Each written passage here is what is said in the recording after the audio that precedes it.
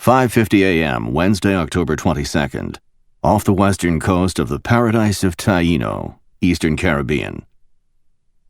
The equally high-risk parallels of probable success and possible failure sent twin feeds of adrenaline streaming into Mickey Crenshaw's veins as she watched her shadow gradually stretch less and less far across the gently pitching deck of the research ship and submersible tender Wangari Maathai. The sun had crept above the horizon and around the low swell of Taino's lone volcanic peak. That small tip of light was gilding the waters of the Eastern Caribbean and expanding the roseate glow that hung low in the sky. The soft hum of the engine throbbed beneath her feet. The slap of small waves against the hull and the screams of the seabirds overhead broke the early subtropical stillness. The flag identifying the ship as part of the fleet of the paradise of Taino, her home and her target, flapped randomly in the cool, quiet air. It was a beautiful morning in paradise. A morning more beautiful than this paradise deserves. Mickey glanced over her shoulder at the ship's captain, who she knew was only pretending to be absorbed by the contents of the clipboard in his hands. He was young, handsome, ex-Royal Navy, and nobody's fool. And he'd been gently flirting with her for the last few weeks. There was little else to do on such a small island, and although the difference in their rank made it a bad idea, she'd allowed it. Actually, Mickey had encouraged it. She'd never had any qualms about using anything in her repertoire if it would help the cause.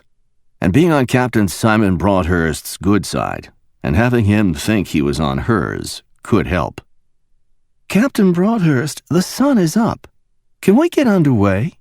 she asked quietly, even though there wasn't a crew member within earshot. "I'm English, Mickey. The proprieties must be observed," he'd said earlier, giving her that smile. She'd wanted to roll her eyes, but had stopped herself. "In a few more minutes, I'm still reviewing your dive plan."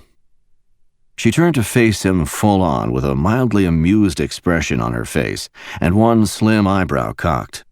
Deploying her silkiest Alabama drawl, she answered him, "I know it's unorthodox, Captain, but as we've discussed, that unorthodoxy is necessary, vital."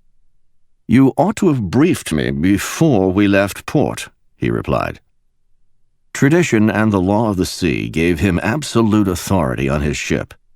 However, both Mickey and the captain knew that as the second in command of Taino's security forces, she outranked him on land, and that's what she was leveraging out here in the soft pre-dawn light. And that's why the censure in his tone was more mild than it would have been had she been anyone else. "Your dive plan flouts protocol and may thereby endanger yourself and my crew," he continued in his starchiest High Street voice. "You're not to dive alone without tracking capabilities. I shouldn't allow it." Mickey looked down and made her lips twitch as though they were concealing laughter, then looked him in the eyes as she let loose a smile that left him a bit dazzled, as intended. "But you will allow it, Captain, despite its unorthodoxy, won't you?" she said softly. "This is a high-priority mission, and one that will be over quickly. I've tried to make it clear that we have to place this equipment this morning." Simon let a silent moment slide by, then folded his arms across his broad uniformed chest, all the while maintaining eye contact. "I'm not certain you understand the risks, Ms. Crenshaw. They're substantial." "Oh, I understand them, Captain. I also understand, to a degree that you can't, that the risk faced by not executing this mission is one that will be felt by everyone connected with Taino. I thought I'd made it clear that the placement and purpose of this equipment is top secret, and that's why I have to do the dive alone, and without you tracking my movements." She let her voice fumble, stopping short of overdoing the emotion. "The accountability for undertaking this mission is mine and mine alone, Captain, and I willingly accept that." "Ms. Crenshaw." "Captain Broadhurst." Simon, please don't make me get all official on you," she said, interrupting him with a near whisper. "Darling, this little dive of mine is a national security issue, and your failure to assist me with it would be a grave violation of the oath you took when you became an officer of the Taino Security Force. As a senior official, I wouldn't be able to overlook something like that." She paused and gave him a sad smile. "You really only have two options, Simon. You can help me execute this mission, or you can refuse to help." Her quiet words hung in the air, as did the words she didn't have to say. Under Taino's laws, if he didn't help her, she could relieve him of his command and have him secured to his quarters. Then she'd carry out the mission anyway. Clearly displeased at having his options so neatly delineated, however softly Mickey might have done it, the captain gave clipped orders to his crew, his now cool gaze never leaving Mickey's face. She acknowledged his surrender with a nod that held a convincing hint of feminine contrition, but inside, triumph reigned. Then she turned her attention to the approaching crew member who would help her into the one-atmosphere diving tube. She was going down. That's all that mattered now. In one easy movement, she pulled off the wind pants she wore over her swimming suit, then slid the matching anorak over her head.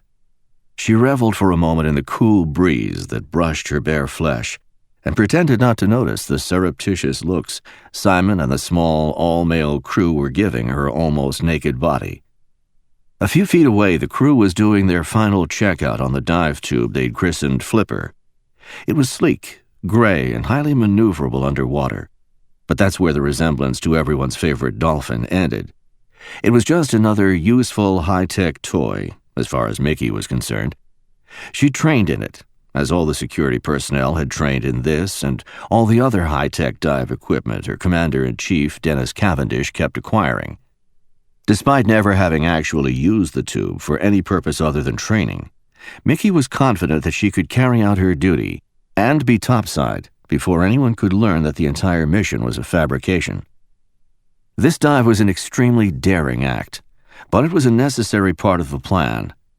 It was a heady feeling to know that the years she'd put into gaining her boss's trust and into learning everything there was to know about the nation of Taino and the reality behind its clever facade would soon pay off. All the condescension she'd endured at Dennis's hands was a small price to pay to ensure that the money and energy Dennis and his minions had put into achieving his megalomaniacal dream of controlling the world's next-generation energy source would be wasted. The world would be shown once again, vividly, that greed and arrogance led inevitably to incalculable damage to the earth and all her inhabitants. Yes, Dennis, in a few days you will have changed the world forever, for the worse.